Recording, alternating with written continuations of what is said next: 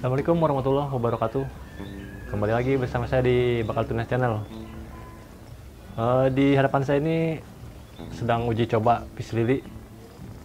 Saya tanam di dalam toples dengan diisi media air. Ini udah sekitar 2 bulan. Saya masukkan ke dalam air seperti ini. Tapi air itu selalu setiap 2 minggu sekali saya ganti. Dan ternyata pis lili bisa hidup di media air ya. Ini terlihat bunganya udah keluar seperti ini. Namun di sisi lain juga ada beberapa kekurangan dari pengakaran ya. Artinya pengakaran yang coklat atau pengakaran yang tua ini sudah mulai membusuk. Namun berganti dengan akar-akar baru. Yang putih-putih ini adalah akar-akar baru. Jadi teman-teman bisa menanam pis lili di media air seperti ini. Namun kali ini kita tidak membahas tentang media tanam baik tanah maupun air untuk tanaman pis lili. Di sini saya memberi satu lagi ilmu tentang kebanyakan pis lili. Itu cara terbaru dari Bakal Tunas, yaitu masih tahap potongan bonggol juga. Cuman posisinya nanti akan sedikit berbeda dengan video sebelumnya tentang perbanyakan pis lili. Jadi kita akan ambil sampel dari bonggolan pis lili yang ini ya. Jadi kita angkat dari media air ini dan kita akan potong bagian bonggolnya sedikit. Dan bagaimana saya cara memperbanyak pis lili agar mendapatkan anakan dari bonggolannya yang sedikit agak banyak dari potongan seperti biasa yang sebelumnya udah diupload ya, cara perbanyakannya.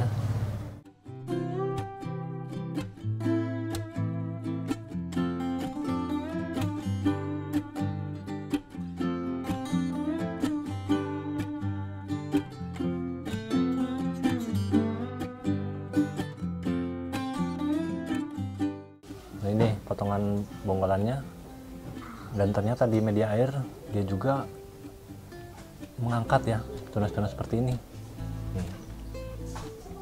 Tanpa dipotong pun dia mengeluarkan tunas-tunas seperti ini, dan bukan cuma satu, ternyata ada sekitar 3 dari potongan bonggol sebesar ini. Oke, biasanya untuk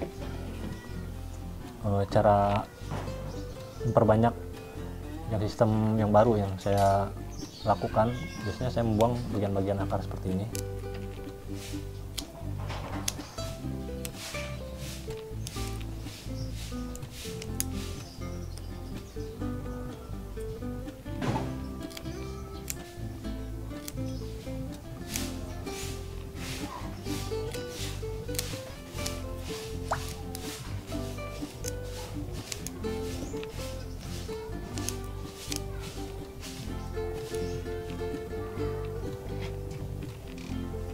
Nah, udah cukup seperti ini. Jadi cara terbaru untuk perbanyakan pis lili dari potongan sebesar ini, kita akan menyayat bagian sisi secara vertikal dari bonggolan ini. Yaitu cukup menyayat aja pada beberapa sisi seperti ini, tidak perlu dalam-dalam seperti ini. Kita akan menyayat ke 4 sisi dari bonggolannya.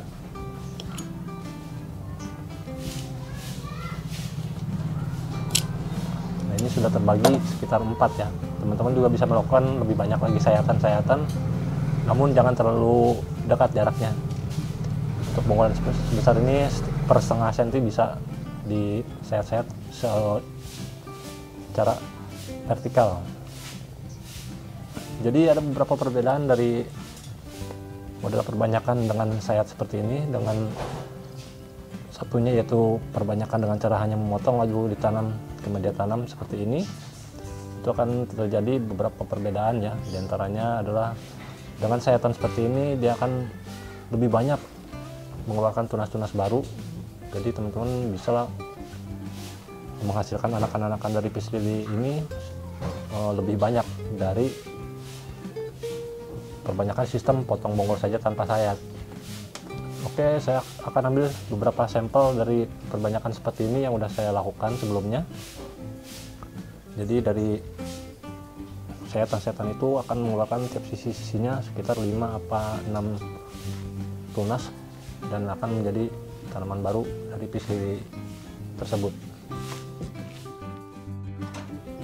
Ini adalah salah satu contoh perbanyakan sistem potong bonggol tanpa sayat bagian pinggirnya ya. Jadi kita coba angkat dari media tanam seperti ini. Nah, dari bonggolan seperti ini tanpa sayat itu dia hanya mengeluarkan 2 tunas baru saja yang sudah siap dipisahkan seperti ini. Nanti setelah dipisahkan anakan-anakan seperti ini misalkan ya, jadi kita kotek saja seperti ini. Setelah dipisahkan seperti ini, nah teman-teman bisa menanamnya kembali yang ini. Potongan ini akan tumbuh kembali. Nah, tinggal nunggu waktu aja. Untuk yang ini kita bisa pindahkan ke dalam polybag. Ini perbanyakan secara sistem potong bonggol saja tanpa sayat. Oke, kita lanjut ke potongan bonggol dengan sayat seperti tadi yang secara vertikal. Nah, ini perbanyakan dengan sistem potong bonggol lalu disayat secara vertikal dengan beberapa sayatan ya. Jadi saya menanam dalam karung seperti ini dengan beberapa bonggol yang saya tanam, dan kita akan coba lihat perbedaannya seperti apa dengan sistem yang seperti tadi yang hanya motong bonggol tanpa sayat ya. Oke, saya akan mencabut sebagian dari rumpun ini.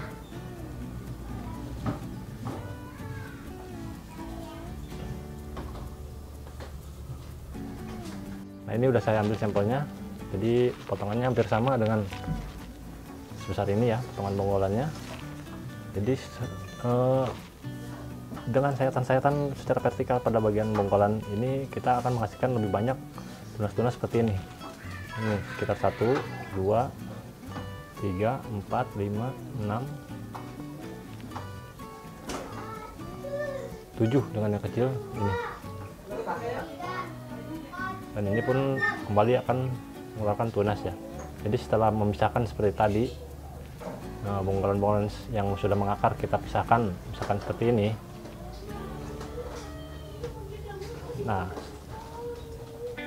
setelah dipisahkan seperti ini semuanya, nanti akan kita tanam kembali bonggol bekas yang udah kita ambil anak-anakannya, dan kita akan tunggu untuk pertumbuhan selanjutnya. Dan itu akan menghasilkan kembali beberapa tunas seperti ini.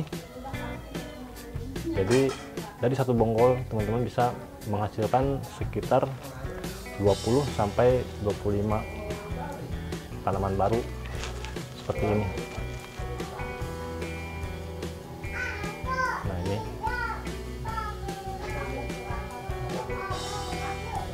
Nah, ini belum, karena masih sedikit akarnya, dan nanti akan menyusul untuk dipisahkan. Nah, jadi seperti itu sistem terbaru untuk perbanyakan tanaman peace lily. Khususnya ini adalah peace lily berjenis variegata.